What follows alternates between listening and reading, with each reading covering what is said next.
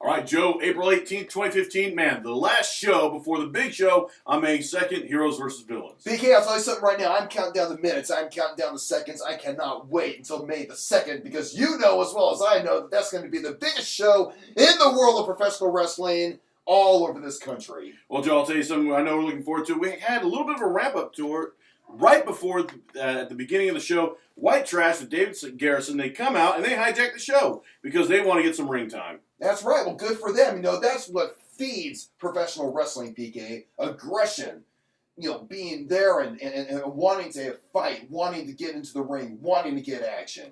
Well, Joe, I'll tell you, that's the way it went down. You know, they called out the CEO and owner of OSWA, Bobby Popham. Bobby Popham said, hey, okay, you want a match? We'll start right now. And whoever wins is the number one contender at Heroes versus Villains. Fair enough. And he calls out Deadly Instinct. Yeah, Deadly Instinct. You know, Jamar Anderson and Keith Cage. Joe, I'll tell you something, it was a great match, but ultimately it ended in a double countout. So both teams were disqualified.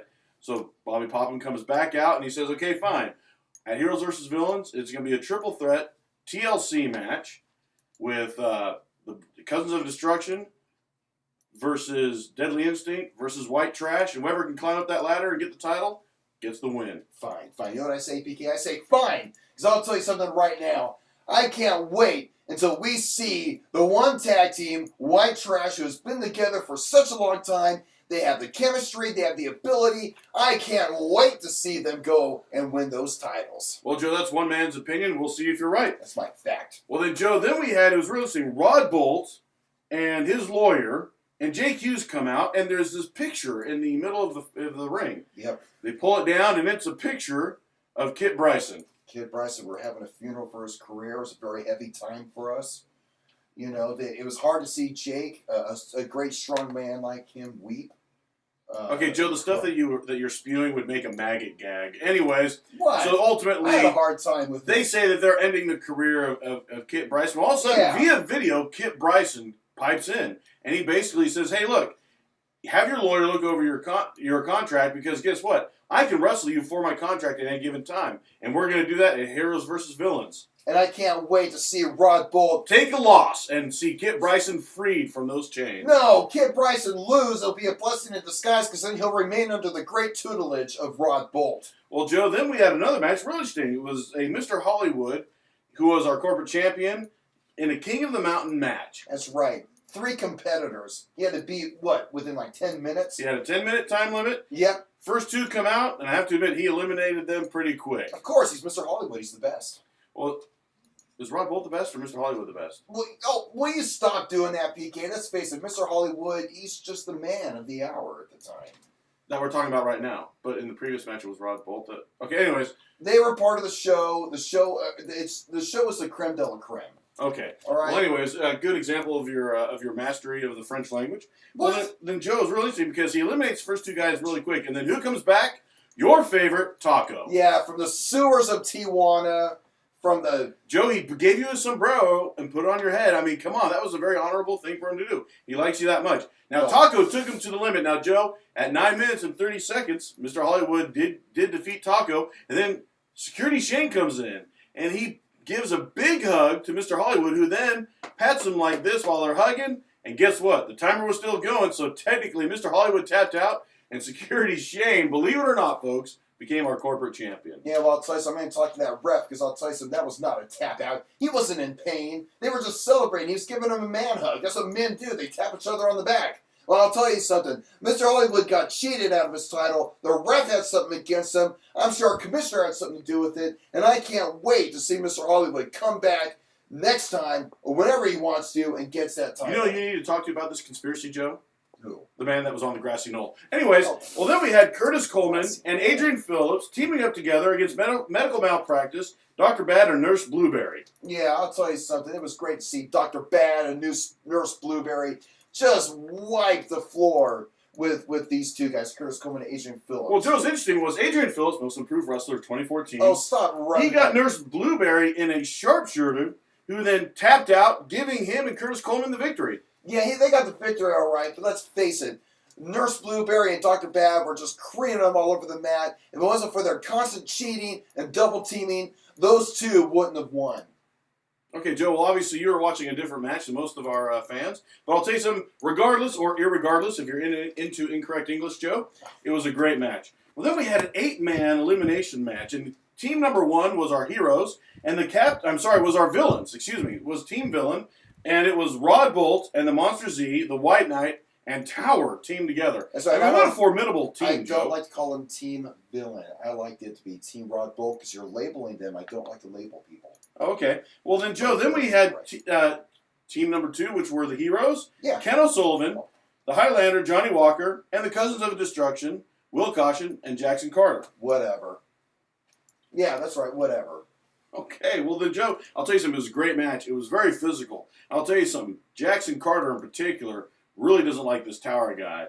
And, man, when they got in the ring, they were all mixing it up, and it got to the point where Tower and Jackson Carter and Will Caution, they all wind up outside the ring. I mean, Will Caution goes up in the air, flies, and lands on Tower, taking him out. I mean, Joe, I was afraid he was going to land on our announce table. I'll tell you something right now. Will Caution, of all of that team hero, he's the one that impressed me the most. That was a label. Oh, no, I mean negative labels, okay? That's a positive one. Oh, okay. But hey, Joe, if you're a villain, you don't like the label hero.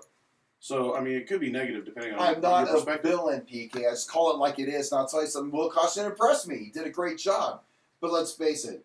Rod Bolt is just too smart.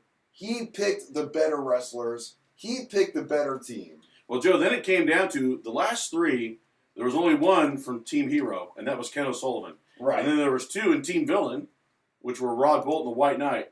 And, Joe, I'll tell you something. Ken O'Sullivan did something that I'd never seen him before.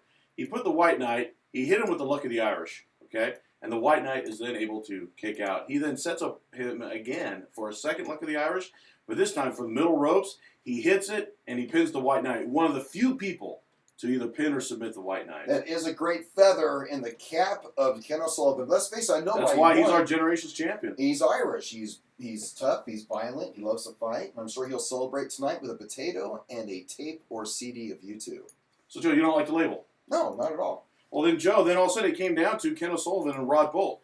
And all of a sudden, the lawyer's briefcase mysteriously made it into the ring. So Ken O'Sullivan picked it up. When he turned around, Rod Bolt took it from him, hit him with a code breaker, using that briefcase, and wound up getting the win. And there, that goes to show that cheaters never prosper. Ken O'Sullivan, you knew that he was going to use that briefcase. Well, Joe, we'll never know. Yeah, we'll never know, but we know one thing. Cheaters never prosper, and Ken O'Sullivan proved that tonight with his loss. Well, Joe, then we had our final match. The reunification of the tag team specialists, Alpha McFly, and our champion. Sorry, Joe, I just prefer the British pronunciation. Jake Hughes. Versus the tag team of completely awesome Zach Daniels and Chad Silva. Yeah. So basically it was a 3-on-1 match against Jake Hughes. You know, another conspiracy by our commissioner, Mr. Millie Vanilli. Joe, it's Marinelli. Yeah, sure. Well, Mr. Free Willy, he tried to, beat Jake Hughes down. Mr. Piccadilly, he wanted to take Jake Hughes out of action next for Heroes vs. Villains, but he failed. Well, Joe, couldn't do it. During that match, Tower comes out, and he chokeslams both members of Completely Awesome. Well, Jackson Carter doesn't like it. He comes running out from the locker room and gives a little Talofa Lava Samoan slam to Tower. I mean, Joe, I did not see that coming. I don't think Tower did either. None of us did. And all of a sudden, man, the whole locker room spills out. Man, it's just carnage everywhere. I mean, it was just chaos. And then all of a sudden, Alpha McFly, he hits Rod Bolt with a stun.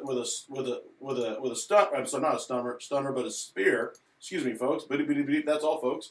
And then Jake Hughes grabs him, pile drives him in the middle of the ring, and Jake Hughes is standing victorious around all the people lying around. And I'll tell you something, BK, I think that is a great omen. I think that's what we're going to see at the end of Heroes vs. Villains. So take that, Mr. Tortellini. You could not take down Jake Hughes. You failed tonight, and I can't wait to see Jake Hughes come and dominate.